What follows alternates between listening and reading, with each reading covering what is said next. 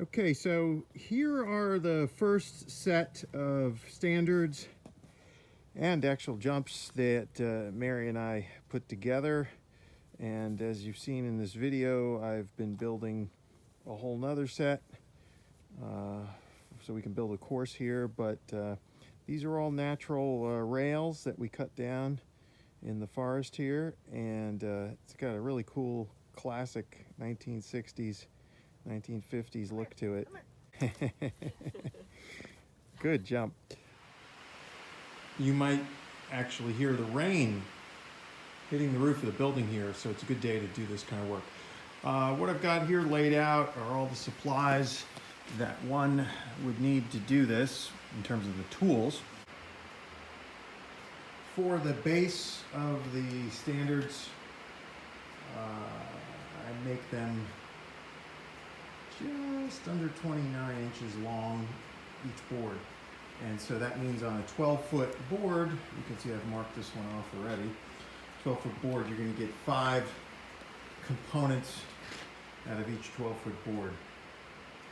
So the next step is complete, and so what you have there are part of the base for 6 standards. The next thing to do is to add the foot. There's a little foot you have to add onto one of the pair there. Next step is to take these 8-foot 4x4s and slice them in half.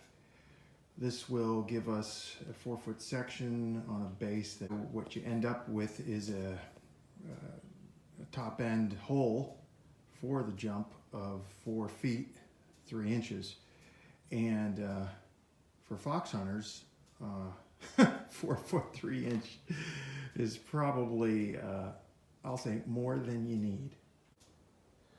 All right, now we have the structural braces. I only put 2 on each standard. Traditionally, when you see the standards from years ago, they have 4, and for these 4-foot ones, it seems like you can get away with 2. It's here. All right, so we got the thing with the little feet on it, and then you set up your board here so it's in a cross shape. Put those screws in first, otherwise when you drive the lag bolt, it'll tend to create a gap over here, and that's not what you want. So you get it super tight with the screws, then you sort of preload the lag bolt, and so it's just at that little spot there, it's just about poking out. And what I'll do once we get to the next assembly line stage, see, I'm going to do all these bases first, and then drill out the posts, and then mount the posts on here. But what'll happen is this will just drop, post will drop on there, centered on there.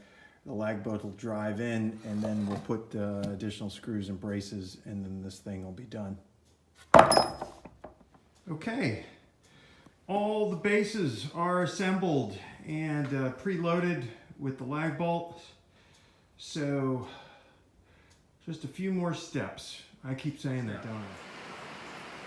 After this base is secured, then only the cross members remain to be installed, and these standards are done. So what you can see here, I'll zoom in a little closer. This is the base, right? It goes on the ground, and then that's secured to the next base that has the little feet on it. And what I'm doing, you can see right there is one. I put in, eventually I'll put 4 screws in, which hold that there. Once this whole assembly is locked onto that 4-foot standard, then I'll drive this in, and this thing will be ready for the legs. And this is just for people who love that sound.